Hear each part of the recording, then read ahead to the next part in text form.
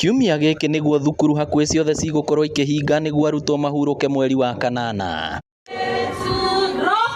Maabitha a gĩthomo kaunti-inĩ ya Murang'a hamwe na anyiti itemi angĩ rũhonge-inĩ rũrũ morĩtie aciari gũkorwo na wĩigĩrĩrĩki harĩ kũrora ciana ciao citikeingĩranie na maũndũ matarĩ mega kana gwĩkuruhania na ciĩko cingĩiga mĩtũrĩre yao hatĩka-inĩ. Nĩ twamoria mathiĩ na mbere kũmabundithia coexistence, gũikarania na arĩa angĩ. Arĩtie hĩndĩ ya gũkũngũĩra mũthĩ wa ũndũire thukuru-inĩ wa Green Cottage Kongo-inĩ gĩcigo-inĩ kĩa ũmbunge gĩa Kĩharũ, kũrĩa aciari, arutwo na arutani manyitanĩire gũthoma maũndũ ngũrani ma ndũrĩrĩ itiganĩte ta nyĩmbo, mĩhumbĩre na nginya mĩrugĩre ya irio. Tondũ hĩndĩ ya ciana cikomenya o mũndũ kũrĩa aumĩte na language yake kana mwarĩrie wake, gũtikagĩa na ngũrani gatagatĩ we umĩte rũgongo rũrĩkũ, ithuothe tũrĩkoragwo tũrĩ kĩndũ kĩmwe.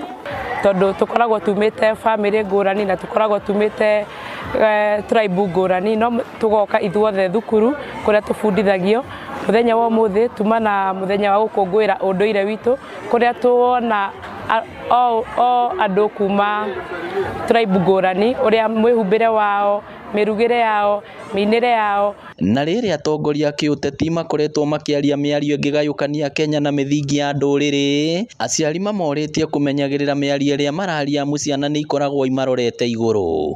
Na nĩngwenda kuga mũno makĩria kũrĩ ateti aitũ arĩa twĩnao na arĩa maratũhũthĩra na arĩa mararia ciugo itangĩtũteithia ona hanini cia gũka gũtigithũkania andũ arĩa maranyitana. Maiguanĩire rĩrĩ ũrugarĩ wa kĩũteti ũthiĩte na mbere kwambatĩra nĩ ũndũ wa gĩthurano kĩa mwaka twerekeire, matigwĩtĩkĩra ona ciana ciao kũgayũkanio, ĩndĩ marĩikaraga na ũrũmwe. Mũthenya ũyũ wa ũndũire ũtũmaga arutwo arĩa makoragwo maumĩte ndũrĩrĩ-inĩ itiganĩte mahote gũikarania na thayũ marĩ o anini. It was nice to see the different cultures and also to know that our kids will grow up learning about different cultures. Ngĩribotera Inooro TV kuma Kongo-inĩ Kĩharũ kaunti ya Murang'a, rĩtwa rĩakwa nĩ Victor Kĩnuthia.